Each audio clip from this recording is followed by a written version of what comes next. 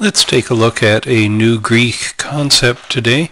Today's idea is verbs that contract. So this will be a short lesson because it'll be all contracted. Here's the contraction. There is a vowel at the end of the stem of the verb. It runs into another vowel and makes a contraction. They can be challenging to recognize. We practice recognition and identification quite a bit in my regular courses, both at American Lutheran Theological Seminary and at the Potter's School. Let's take a look at this very simple contraction chart. All right, here's what happens.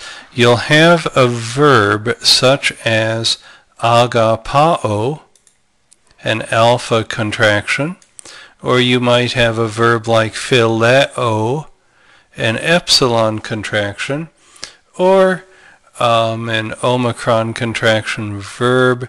Trying to think of one and I'm suddenly going blank on them.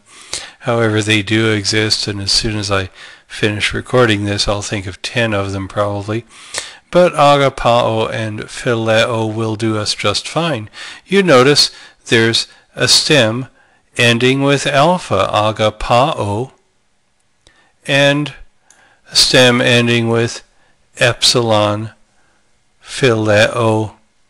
And so if the ending has a vowel before it, which they do, the vowel at the end of the stem and the vowel right before the ending will run into each other and they will contract. Now this usually makes a longer vowel, and so the contract verbs will look a lot like they're in the subjunctive mood.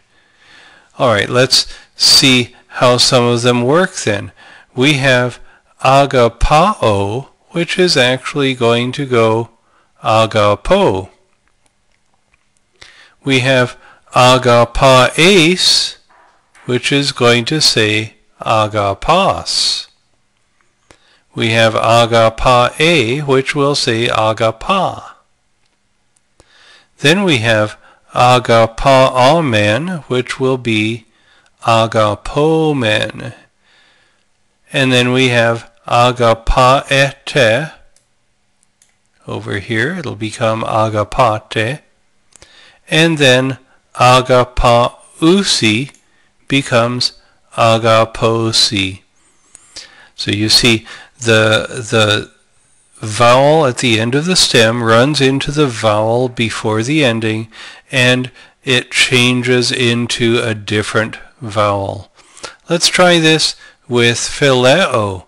Here's our stem ending with epsilon. So phileo, there's the ending o, become philo. Phileas will become philae. Philae will become again philae. Philamen will become philumen. Philaete will become philaete. And phileusi will become philusi.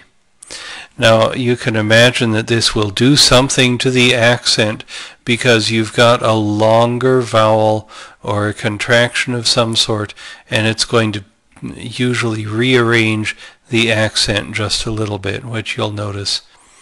So the contract verbs can look a lot like they're in the subjunctive mood.